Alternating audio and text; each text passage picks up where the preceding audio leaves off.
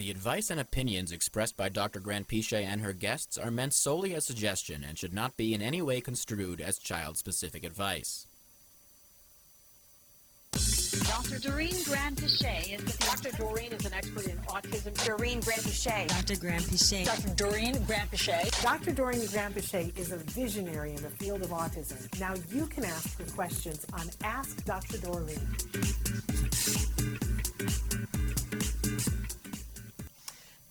Good morning and welcome to Ask Dr. Doreen. I'm Shannon Penrod and look who I'm here with. Good morning, Shannon. Fabulous Dr. Doreen Granpeesheh. So thrilled to have you here this morning. Thank you very much. Good morning. You look fabulous. Well, I don't know about that. It's been a morning already, but thank you. Don't you love it when 10 o'clock in the morning feels like 10 o'clock at night? Like you've already earned all the Girl Scout badges. Just got to go back to bed. It didn't start right today. Right? Some days like do-over. But no, we're here. We're live. It is the 2nd of September, 2025. I was going to say 2025. We're live in the studio. Boy, have we got a show for you today. But want to take just a second and remind all of you that when we're live on Facebook, YouTube, Twitter, and about a dozen other sites. Our brilliant Chris Desmond is going to put a bunch of stuff on the screen if you're watching us on any of those formats to see all the different ways that you can access the show. I want to take a second to remind you that we do have a really robust YouTube channel, Ask Dr. Doreen on YouTube. You really need to check it out. There is over a decade worth of content. I think literally next week is when we start. I always get confused. Are we starting the 14th year or are we ending the 14th year? We're ending now. So we're starting the 15th year. Yeah. It's crazy, you guys. Absolutely crazy that we've been doing these shows for this long. But a robust YouTube channel, Ask Dr. Doreen, that's separate from the Autism Live YouTube channel. But we know that most of you are listening to us in podcasts, and we appreciate that so much. Check out the Ask Dr. Doreen podcast if you haven't already. I want you to know that if you download the free download, I guess that's redundant, it is a free download on any of the places that you get it. But if that is cumbersome to you because you're on the treadmill and you don't want to listen to ads, you're in the car and you don't want to listen to ads, please go to glow.fm/autism live. When you go, it's $5 a month, which is amazing. And you get everything that we do at the Autism Network, including Ask Dr. Doreen and Autism Live, and you get it for $5 a month in your inbox, no ads. So check that out if you so desire. Briefly want to mention that it is, now that it's September, I know. I love when it's September. I love this time of year. I know it all gets a little busy, but I love it.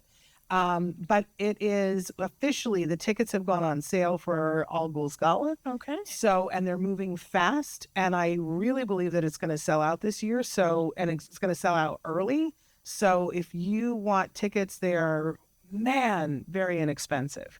Very inexpensive because it's a fully inclusive evening, open bar. So, yeah. Food, and so many opportunities to do so many things. So, please, I think we've got something on our social media.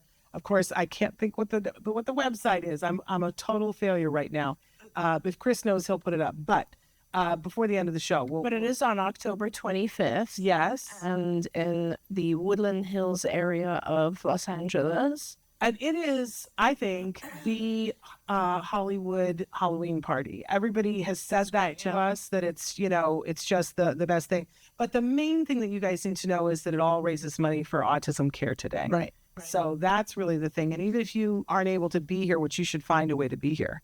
And this is our 5th year, I believe. I think this is the 4th. It's the 4th annual. I don't know. I think it might be the 5th. Chris is showing me 4 fingers. Oh, okay. But I know it feels like it's been 5. Yeah, doesn't it? Yeah, it does. But in any case, really good time. We'll make sure that we get the website before the end of the show. Okay. Today, this show, I promise you that we're going to be talking about some things that hopefully will elucidate for some people. Right. I want to make sure that there's a fair amount of misconception around what we're going to talk about. Right. So if you're going to watch the show, I'm going to ask you to watch the whole show. if you find yourself being like, no, I want you to listen and give yourself a moment to appreciate what this show is about. Right. Because we're going to be talking about recovery. Right. And this is sometimes this is, for some people, this is hard to listen to. Right. For various and sundry reasons that we can go into. Right. But it's a very real thing. Right. And that's one of the things that I really want to elucidate here, is that it is a real thing. And maybe we should start with a definition of what recovery, when we're talking about autism, what does that mean when you're talking about it? Yeah, and thank you for that, Shannon. And we've had a lot of people over the years kind of talk about this issue, ask us questions about this issue. So we've intended to do this show and actually attack this topic. So I'm glad we're getting a chance to do it now. So, I am first and foremost, obviously, a clinician. And from a clinical perspective, especially when it comes to issues or disorders that are in the Diagnostic and Statistical Manual of Mental Disorders, the DSM, which is this really thick book that we use to identify various issues and disorders. And why do we use this book? Why do we call it anything? Let's put it that way. There's a lot of benefit to labeling disorders. One benefit is that it allows people to find themselves amongst a group that is similar. And that's a very cathartic experience. It's like, oh my God, I'm not the only one in the world. There are many others like me, and they all struggle with the same stuff. The second one, which I think is even more important, is to be able to access care, treatment. If you go to a doctor every single time and you have no idea what's wrong with you, they will have to, or there's no name to give it, they'll have to ask you a million questions and also do a million tests in order to identify what is going on and then to be able to possibly help you, right? So when you have a name for something, it helps a lot because others who have had that something have done certain things, right? They've received certain treatments, and those treatments have predominantly, hopefully, been successful for the majority of them, and therefore, that's going to be the first treatment that's recommended to you. ABA is a good example. If you didn't have the label autism or autism spectrum disorder, ASD, and you went to a doctor and you described your child's symptoms, I'm not sure that you'd even know exactly which symptoms to describe because there are so many that come together to form this label, right? And that would be a tremendous burden on your time, and the doctor would have to be very, very smart to figure out, oh, they're describing one form of the spectrum to me, autism. And then, though, once the label is there, the doctor is able to say, oh, okay, well, the most successful treatment for this is ABA. It has been so. I recommend you do some ABA. So that's how treatment works, right? They're very, very connected to labels. Mm-hmm. And those labels are very important.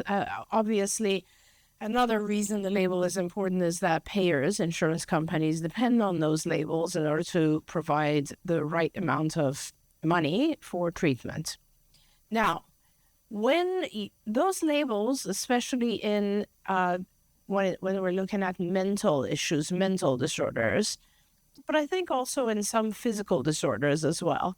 But when you're looking at those mental disorders, those labels are defined by symptoms, right? Behavioral symptoms very often. Sometimes there are physiological things that also accompany those behavioral symptoms. But a lot of times they're just, symptoms. And I'll explain in a second. Let's talk about depression, right? Major depressive disorder. Depression is defined by having melancholy and sadness and hopelessness and having this really depressed, all these feelings of depression for a period of time without anything helping you. Mm-hmm.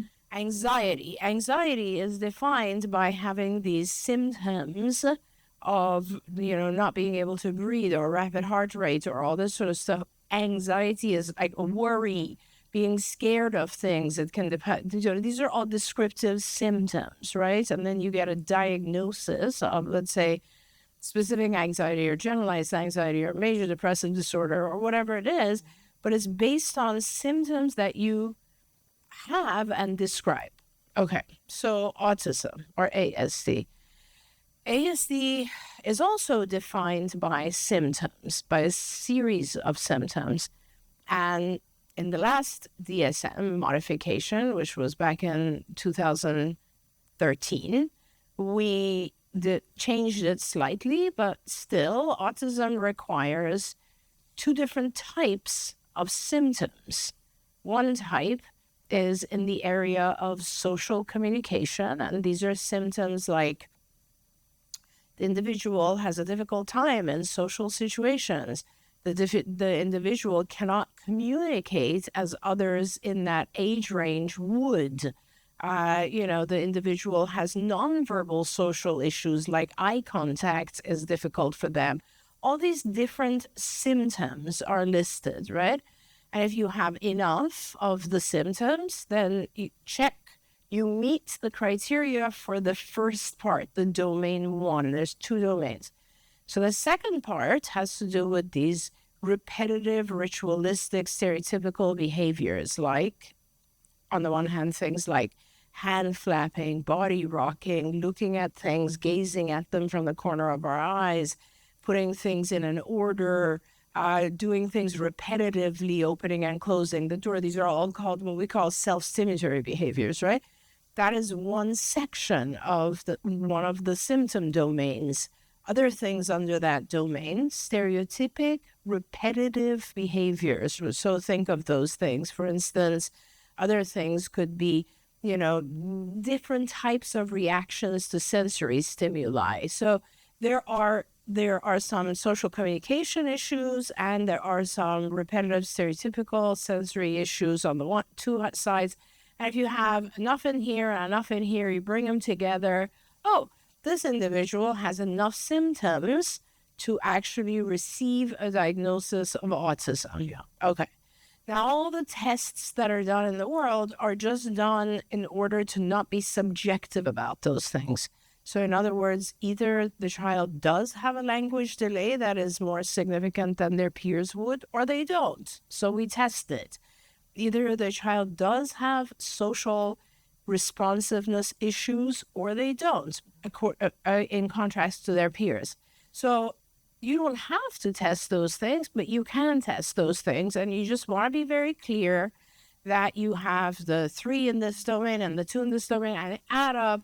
And now, okay, this individual has a diagnosis of autism spectrum disorder. Okay. Now, you also have to give some other clarifying comments, let's say, on the diagnosis. So one of those clarifying comments is what we call the severity levels. So in each domain, is this individual a 1, 2, or a 3? 1 means they're mildly affected and don't need as much support. 3 means they're very affected and they need a lot of support in that area. And again, a 1, 2, or 3 in the other domain. So 1 is, this individual doesn't really struggle with sensory issues or medical issues. Or 3 is, wow, this person really gets thrown off when they go into a room with, this kind of lighting or whatever it is. So those are subjective ratings of the clinician in order to be able to, subdivide this very, very wide spectrum. So we have diagnosis of ASD, and there's some other factors as well. For instance, you want to name if there's catatonia present, you want to name if there's language disorder present, etc. But overall, you've diagnosed the individual and you have severity levels. Okay, now this individual goes and receives treatment, whatever treatment it might be. It might be behavioral, it might be medical, it might be whatever it might be. And 3 or 4 years later, they come back and they don't have those symptoms anymore. They might have 1 here, for instance. They might still have sensory sensitivity to various things on their skin, but they've gotten to the point where they can handle it now. right? So they just give themselves a little bit of preparation in the morning, and now they can wear long sleeves, and it's not a problem. On the language stuff, they've learned a lot of language over the years, and they've really, really practiced social interaction, and now they're able to fit within the norm. So other people can't really recognize that at some point, this individual couldn't really talk to others. At some point, this individual would aggress if they were frustrated. At some point, this, that, and the other, right? And we no longer see any of those things. Maybe we see something as little as, okay, they go into a room like this and the lights are going to bother them. But hey, that's not a big deal. That's not going to take away from their life. And it's just one. It doesn't pass the threshold that is required for the diagnosis. So as a clinician, your job is to remove that diagnosis. This individual no longer qualifies for the diagnosis of ASD based on symptom criteria, period. That is the end of that. Okay. Now, back in the, 70s, 80s, and so on, when we started to really work very, very hard with people on the spectrum, we realized that some people, and it's a combination of reasons why, but some people would actually get to a point where they could lose the diagnosis because they no longer, there's no way a clinician would be able to ever diagnose them.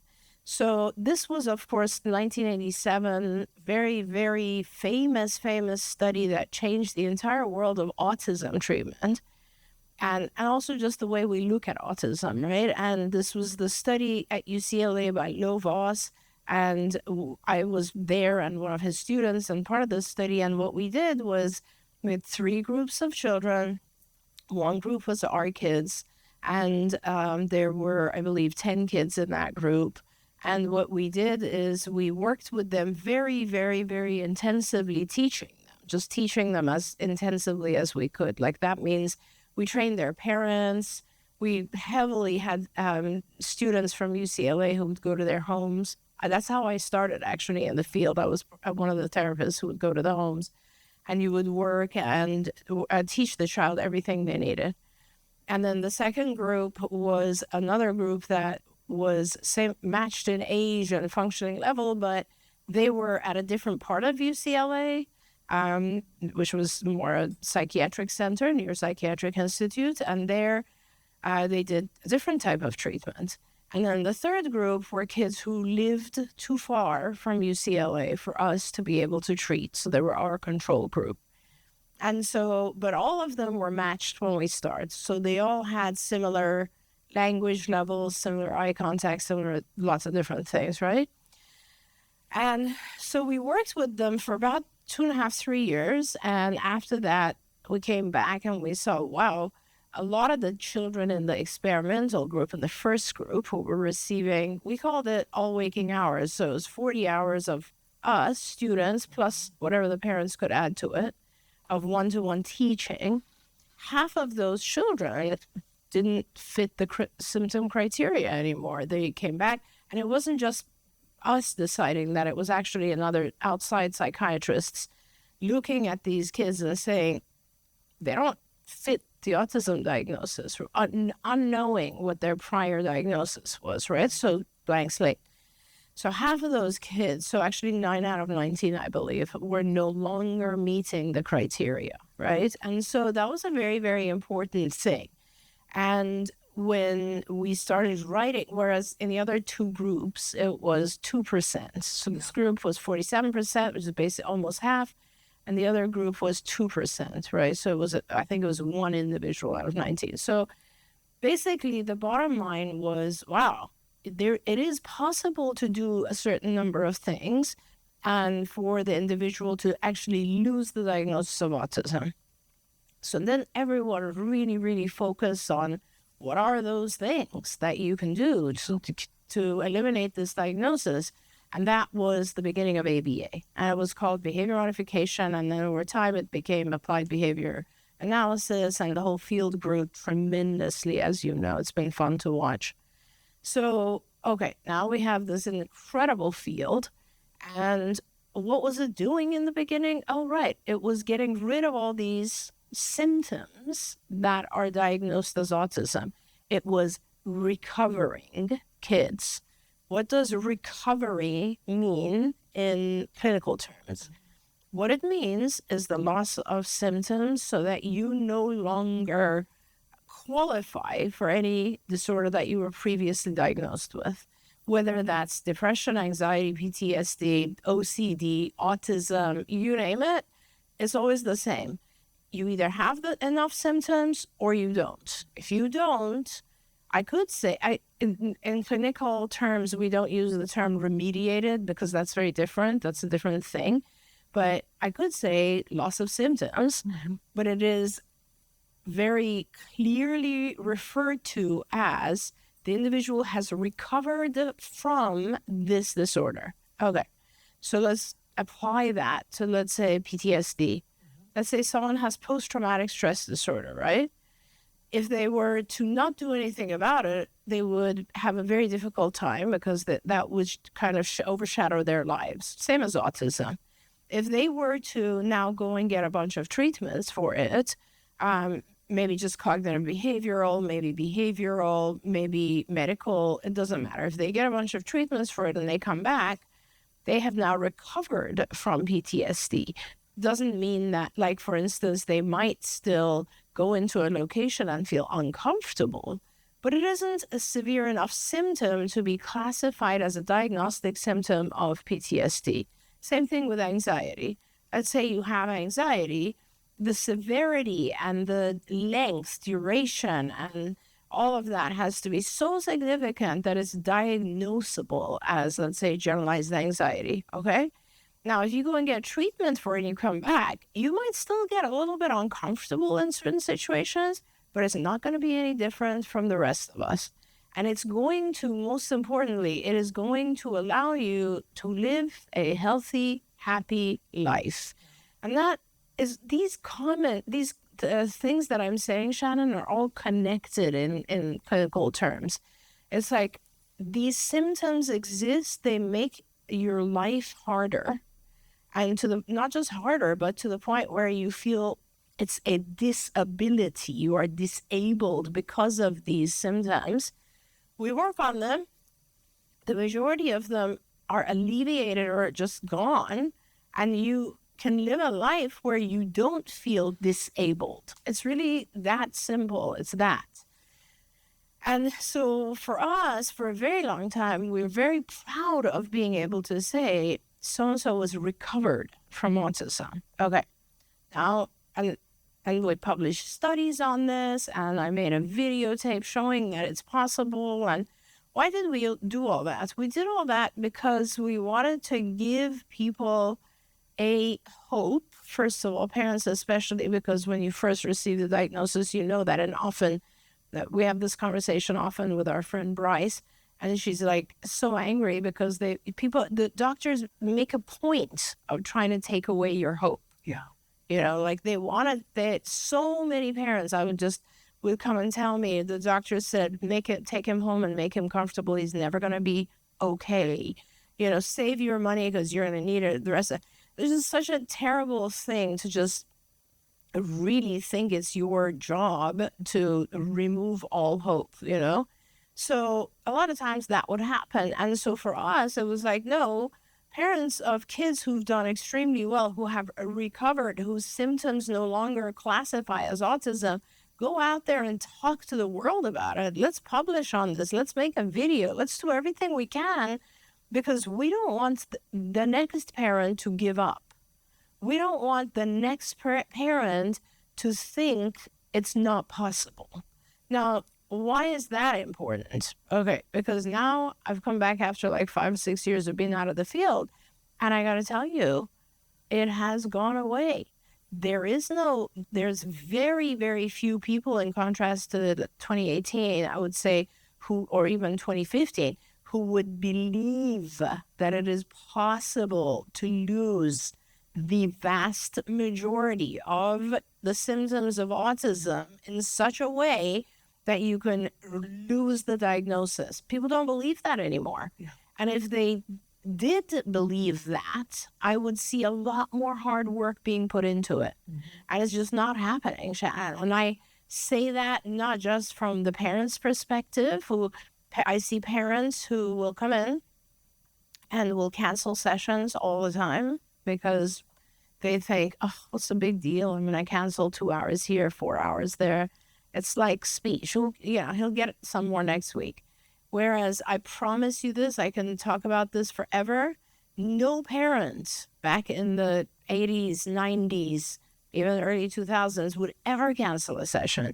This was the most important thing in their child's life. Parents treated ABA like chemotherapy. Let me tell you, they would not skip a single session. And they would get upset at us if we were providing, 20 instead of 21 hours. Like, they were very, very adamant about getting all their hours because they believed in the value of it, right?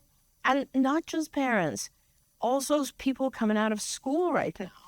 A lot of BCBAs and clinicians don't believe that it is possible. And over time, why has this happened even actually over time? And this is the terrible thing that came about with public funding. I was like so excited when we got health insurance to cover ABA. But what happens when you get health insurance to cover something is that they put massive resources into reducing the amount that they cover. I mean, this is true of everything, right? Like right now, it's really hilarious to me. I have high cholesterol, right? And it's genetic because, you know me, I have a pretty healthy lifestyle. You eat very clean. Yeah, and I've tested and they know it's genetic. Okay, so it's genetic. With genetic people, you can't do anything.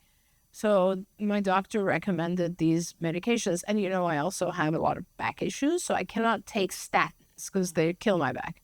Okay, so doctor's like, no, there's a bunch of other choices you can have. Let's just ask your insurance to cover this one injection. Okay, they deny it. Well, this is a really important issue. It's cholesterol. Like, this is very vital. So my doctor says, you know what?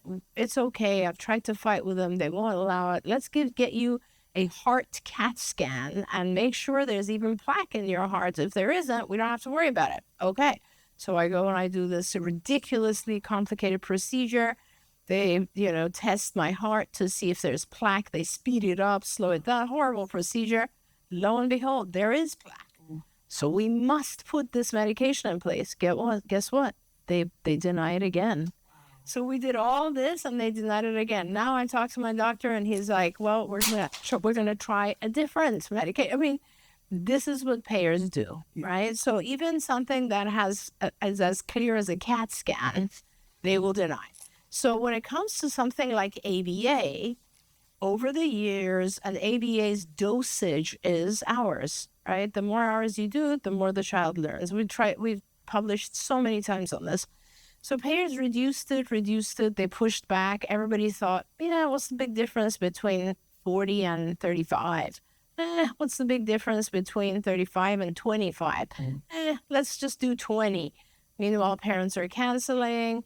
BTs, behavior techs, are canceling because nobody thinks this is life-saving, life-changing. This is the most important thing we could be doing for this child now in their life because the window of opportunity will close. And we must now give this child as much as we can, right? None of that happens. And so what happens as a result? Obviously, the kids don't recover as much because they're not receiving the intervention they're supposed to receive. They're not losing the symptoms that they're supposed to lose. So then everybody looks back and says, yeah, I guess ABA is okay, but it's not really like recovering kids. And so recovery, which used to be our North Star, right, has now become shunned. It's like, why do you talk about recovery? These kids don't recover. So that's one thing that happens. And then, of course, the other side of it is, remember I said there's people who are very severely affected, who are 3-3 severity. People who are very mildly affected, 1-1 severity. And those folks who are 1-1 severity actually have a voice because they are minimally affected by autism. They actually could live a pretty functional life. They need supports. They need some supports. They need therapy. Maybe they have anxiety around certain situations, etc. Meanwhile, those individuals who are 3-3, they can't live on their own. They can't live without tons and tons and tons of intervention and support. They don't have a voice. Nobody's speaking for them.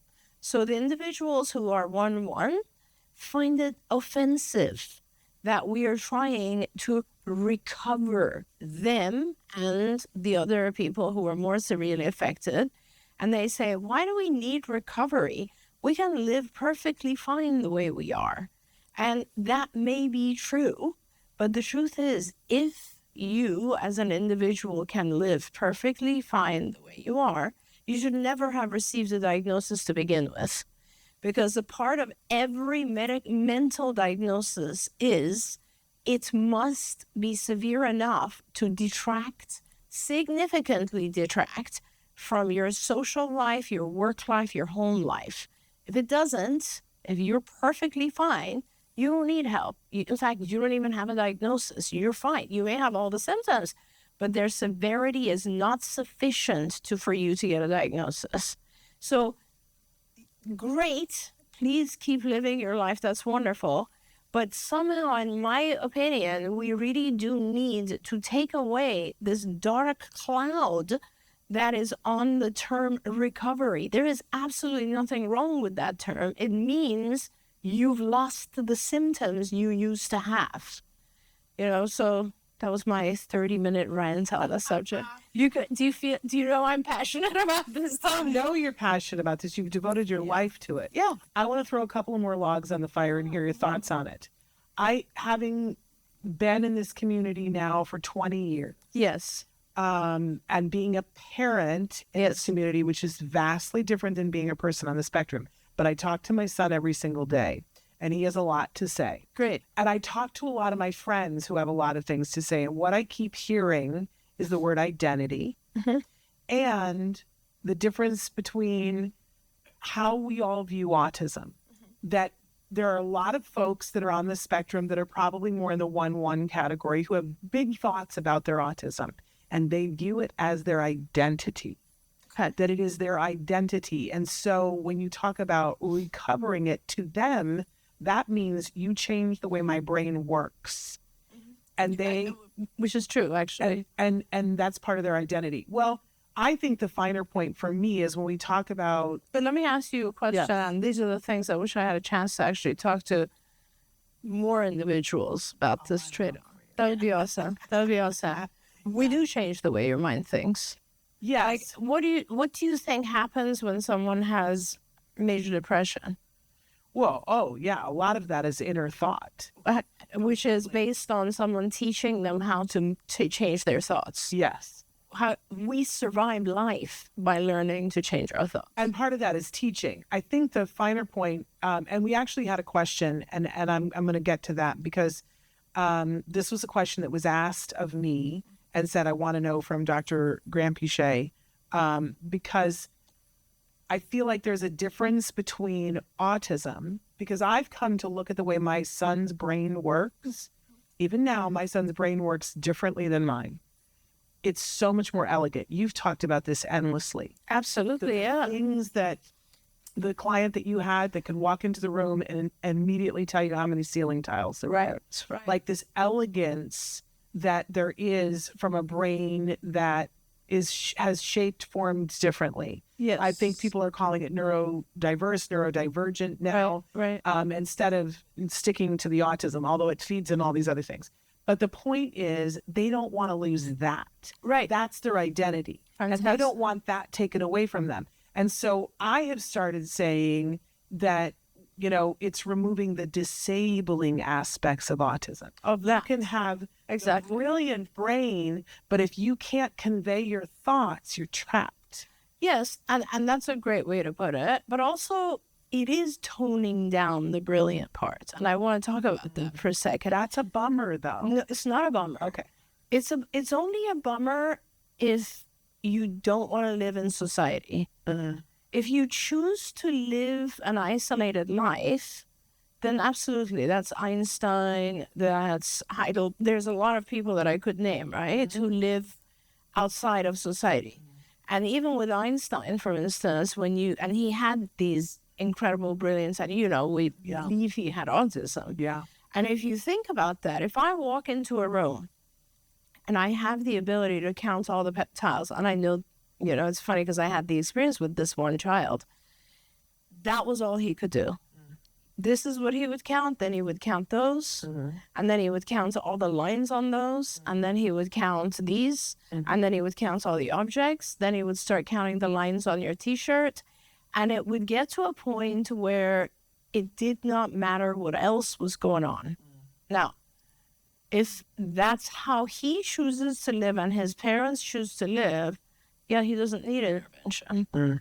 But if he wants to go to school, if he wants to be safe crossing the streets, if he wants to know that it's not a good time to count when there's a fire, if he wants to have a conversation with a girl in the future, all of those things require him to be able to stop counting when it's necessary. As a choice that he makes. A choice that he makes. Yes. But it's something that you have to learn to be able to choose. Absolutely. And I'll contrast this to ADHD individuals. That's a disorder too, right? Attention deficit hyperactivity.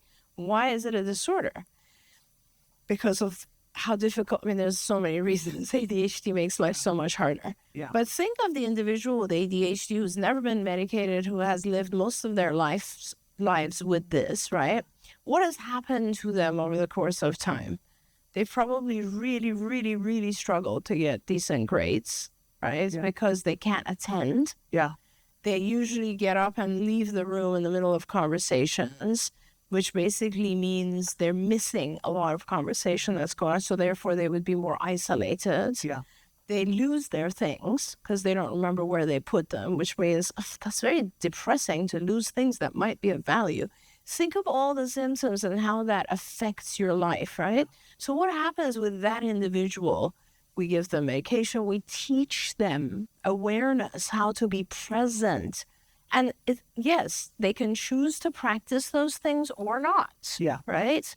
Well, that's a huge point, though, because I think what a lot of people misconstrue is that ABA is going to force you into being like everyone else, like a cookie cutter normal. Yeah. But I like to think of teaching as giving you more choices. Yes. And so, for instance, Temple Grandin was taught, and her mother said to her, you can spin the plate on your bed for 1 hour a day, but then you have to go and do other things. Right. She still chooses to do things that fulfill her sensory. We all do. Right. While she's doing her other things, but she has the choice to do that because of the way that her mother taught her. And everybody's like that. Yeah. I want to say, they have the opportunity to be like that. Well, so let me just say, you said, we're going to teach you things that are, I guess, that's a great example. But what were the words you just Well, used? what parents say is, are you going to, or what advocates say, are you going to force me? Yes. Force me to be like everyone else. Yes. Okay. Great. Yeah. Great. Because it's not a matter of forcing you. It's a matter of teaching you to be like everyone else. I don't want to get around that because it is the truth. So society is this thing, and it is defined by certain criteria, right? It's like we don't go into society undressed. There's an example, right? Everybody has to get dressed if you're going into society. Right. Now, let's say there's an individual with autism who has really significant skin issues, sensitivities, and they're like, there's no way on earth I'm going to get dressed. So what's going to happen with that individual? They're just not going to be allowed in society because realistically, you can't go to a supermarket naked. People are, you know what I mean? Yeah. You're going to get arrested. Yeah. So bottom line, there are certain things that society forces us to learn. And it is a change in behavior. It is a change of the identity. It is a change. That individual, in fact, might feel more uncomfortable having cloth on their skin, but if they want to go to the supermarket, it's the only way they're going to go. Right. So they have to learn the rules of society. This is what I always say. That's a drastic example, right? Yeah. So let's go with a less drastic example. I am pretty high functioning and I really want a girlfriend. I really want a girlfriend. Yeah. What are the rules? Yeah. Can I go and stand outside her apartment every night staring across with binoculars? Is that okay by society's rules or not?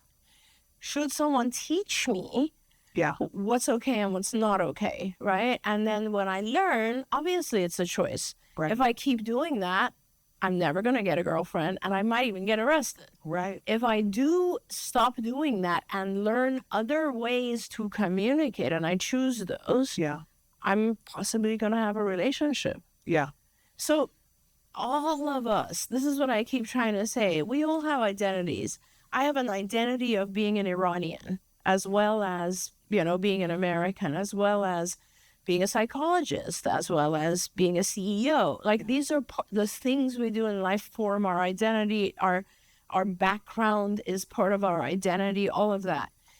But we also tend to select parts of those identities that we don't really feel are appropriate to this life anymore.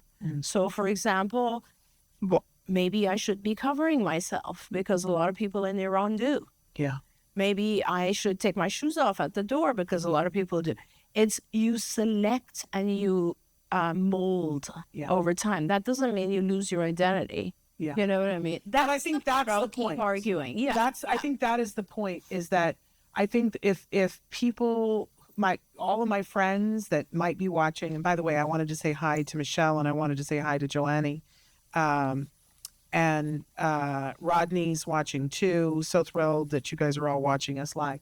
I think, for my son and for my friends that are on the spectrum who are worried about identity, I'm always saying, but, if I learn a new skill, it doesn't, of course it changes me because then I have a new skill to add to my life, but my identity doesn't change. The core of me doesn't change. And I think that's what they want to hear, is that you believe in the sanctity of the identity of the person, and that doesn't go away with recovery. I don't feel like my son is any different for the treatment that he had than who.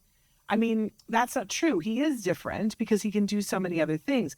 But in the core, I think what they're talking about, the core identity, he is a 22-year-old adult now who makes all of his choices for himself. No one's asking him or forcing him to be anything other than who he is. Right.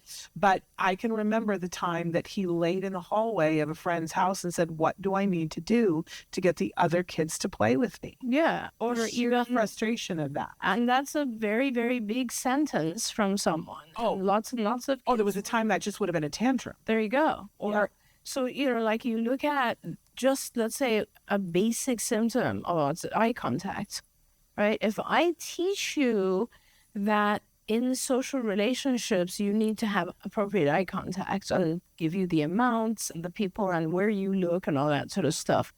Because no matter how accepting the universe is of minimal eye contact, every time there's an individual in the room who doesn't give eye contact, when they leave, everybody says, what was up with that guy not giving us eye contact, right? Doesn't matter how open-minded people are. Eye contact is expected because it is something that connects human beings. Yeah. And it's a symptom of autism, not providing eye contact. Now, you may choose as an autistic to say, no, it's part of my identity. I'm not even going to try. Yeah. Okay. And that's fine. Fair enough. Yeah. But people will not be comfortable around you because they have a right too. Yeah. And that's all I'm trying to say. What I'm trying to say is it is a choice. It's totally a choice. But it's a choice of fitting in or not fitting in. Yeah. And even I go way further than that. It's a choice of surviving and not in some cases. Yeah. Right? So like you talk about our dear friend, for instance, whose son would not leave because he was terrified of the fire. Right? Had that individual been taught what to do in an emergency situation, his life would have been saved, and so would his mom's. Yeah. That's what I'm talking about.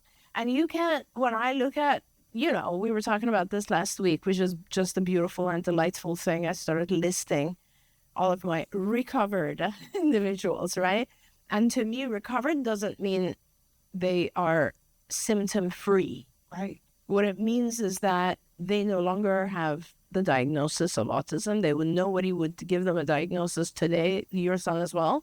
And whether they like that word or not, from a clinical perspective, you are recovered from autism. Yeah. You no longer meet the criteria for this. Yeah. You know what I mean?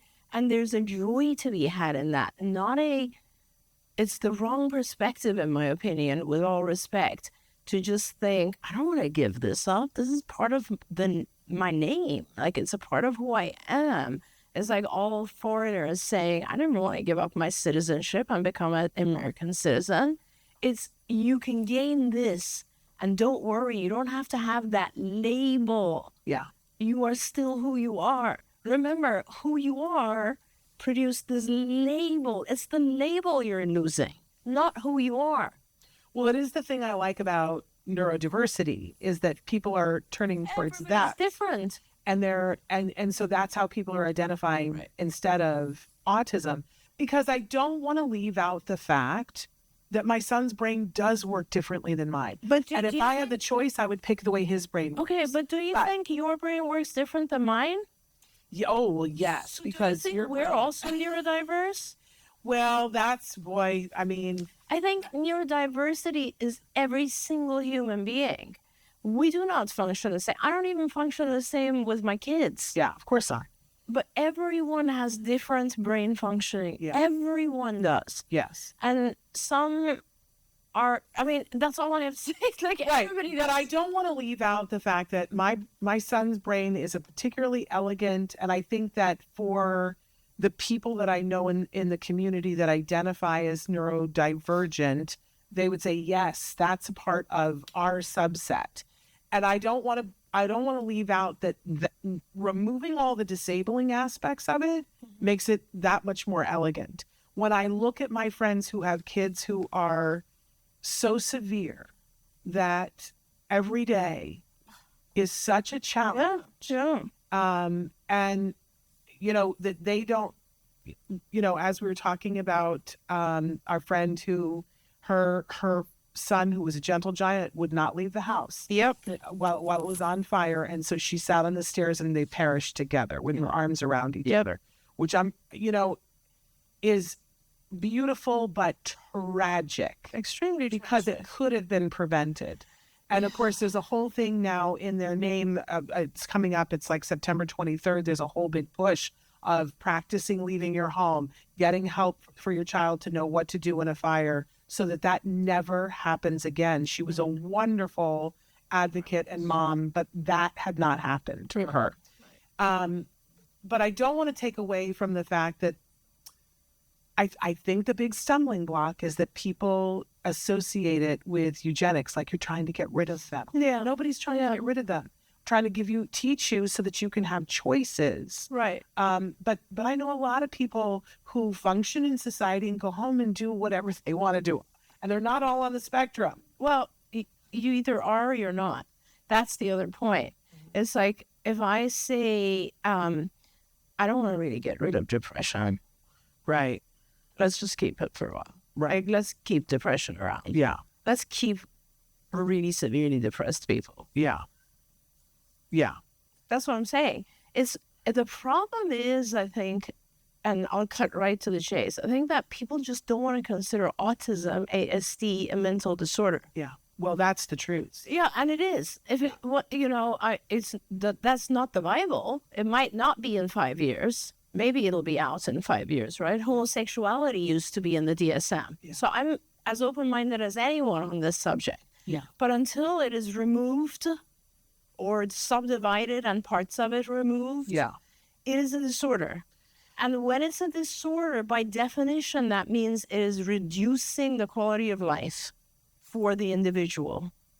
Yeah. So if it's not, why would you go get a diagnosis to begin with? Yeah.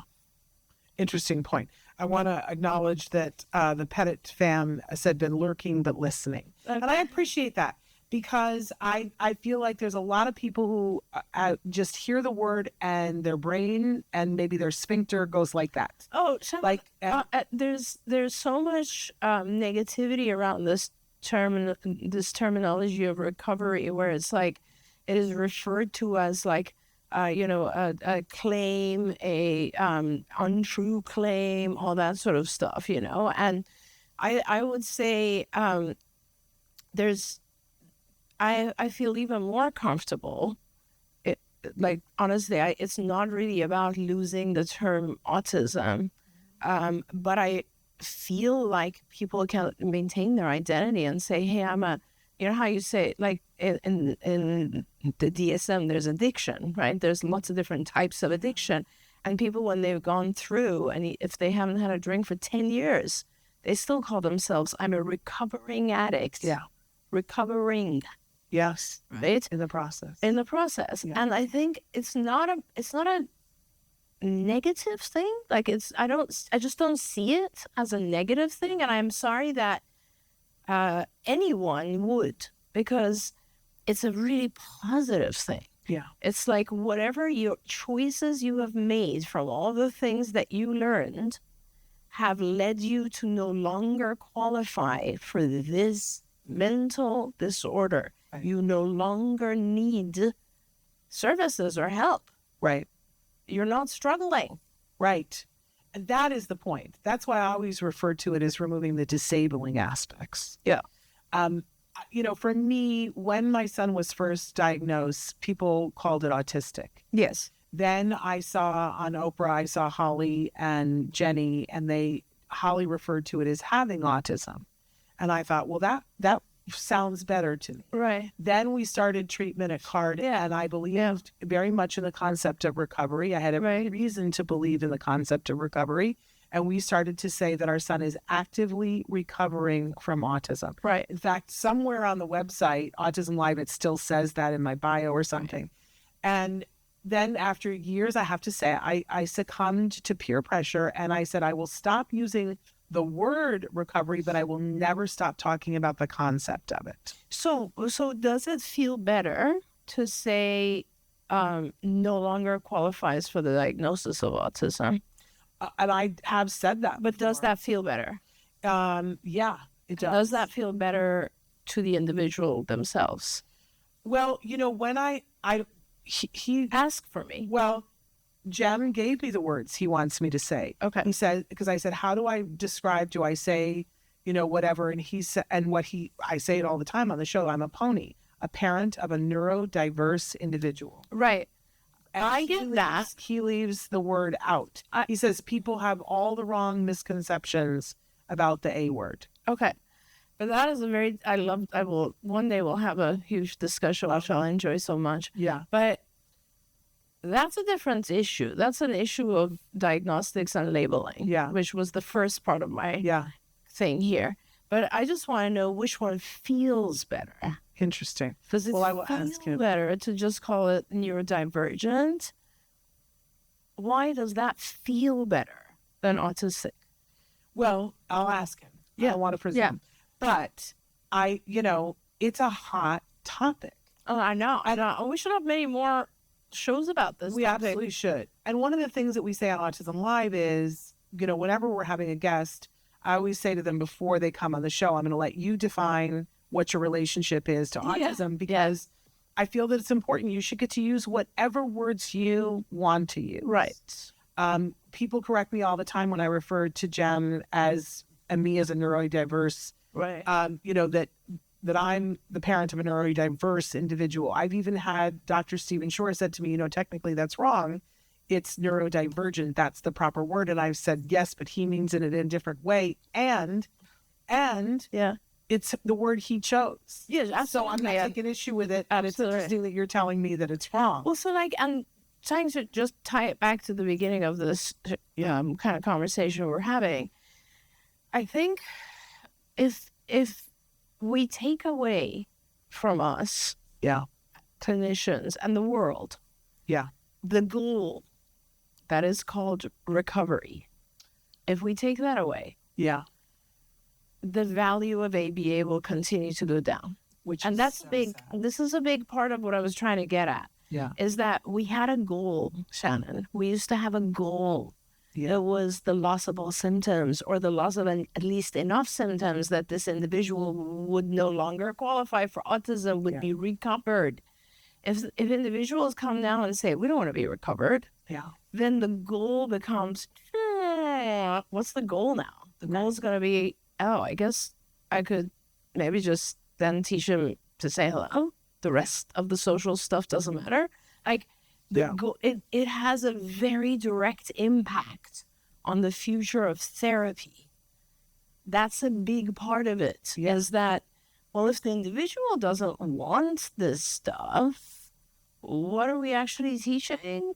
And then remember, parents will come in and say, listen, I just want him not to tantrum in a restaurant. Right. Listen, I just want him not to hit his sibling. Yeah. So they're asking for things that are the most significant in their life at that moment, which, if you remember, Shannon, that was not our goal. Our goal was everything that he needs to learn in order to be part of society in a very happy, comfortable way. Yes. So it was a massive number of things. We had a huge bucket full of things to teach. We don't anymore. Which kills me.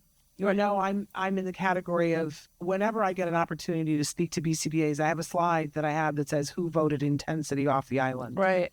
Because I don't understand that. Right. You know, if a group of people say that they are clinicians and scientists and they're following the research and they're following the science, who voted intensity off the island? And I don't think it was a sudden thing. Like, it was a gradual thing Yeah. because of all these issues. Why should there be any intensity if the individuals themselves don't really want to change all that much? Yeah. Well, I feel like there was a lot of influence by insurance companies, but I find that when I'm in discussions at the lunch or whatever and talking to these clinicians and they go, well, you know, that whole concept of recovery, and they'll poo-poo it. And this is why it was important to me to take my son out a little bit. Right. Because people say to me all the time, well, if this is true, if there's all these recovered individuals, where are they? To which my answer always is, you know what? They're out leading their lives. Yeah. Are you asking them to stop their life and come and convince you? Right. Like, you know, let's think about that for a minute. They don't have time to sit down but I see the power of, you know, and we try to feature people on the show of all different areas on the spectrum, including those who consider themselves to no longer qualify for a diagnosis. Right. Right? That did at one point. But, you know, you get people poo-poo and they go, well, they probably didn't have oh my gosh. When people meet my son and they say, yeah, I don't think he ever really truly, had a diagnosis. You had somebody who didn't know what they were doing. That was one of the primary criticisms of the LOVA study as well, was that they probably must have not have a diagnosis. And then the second one is, I can still see some stuff. Right. Which is totally fine, because we're not saying there isn't some stuff. They're saying it's just not enough. Yes. Yes. The Pettit fam said, they said, been lurking but listening, but now they say, I like your points. Esther says, have you heard anything about stem cell therapy for autism? Is it safe, helpful? And I have shied away from it. From talking. I did a whole show about it on what was that doctor's show about a few years ago. Okay. Yeah, you should look up. Yeah, it's the doctor's show. I did when we were retired. During that phase, okay. I did a whole show about it, and I think it was like maybe 2021. So I did a lot of research at that time, and it's all on the show. Check out. Guys, look it up. Yeah, there we go. It has become like one of the primary things on stem cell clinics in Panama, Costa Rica, Mexico. It's like a very big. The first when you log in, it's autism, and there are some people who say it really changed things for their child, but I think there was one study that was published, and I critiqued that study. So I don't think there's been enough research, is the summary. All right. Somehow, amazingly, we're out of time, and I didn't get to a single question, and we had questions. Maybe we can revisit this? Yeah, I'd love to. See. Yeah, and it would be kind of interesting also to get a couple of other, either we could take it two directions. One is like, senior clinicians who've also been on this journey for 25, 30 years, and have that discussion as a group. And the other is, I would love to have some talks with individuals who used to qualify who no longer do. And I think that's really the ticket. Yeah. We'll see if anybody's got the time, because they're leading their lives. Yeah. Which is the crazy, wonderful, perfect. It's amazing. So amazing. All right.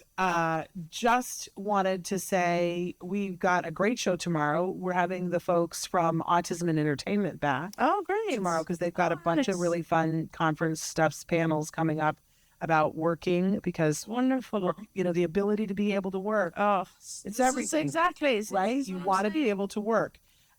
So we're talking about that with them tomorrow. Perfect. So thank you so much for being Such a pleasure. Thank you for listening to me for an hour. Oh my gosh, are you kidding me? You always expand my mind. All right, you guys, don't forget, find those. Have you had a chance to find where the All Ghouls tickets are? I didn't either. We were busy. I'll make sure that we have it for you guys tomorrow. Until then, give your kiddos a hug from me and one for you too. Bye-bye for now. Don't forget, you can watch Ask Dr. Doreen live every Tuesday morning at 10 a.m. Pacific time. We hope to see you there.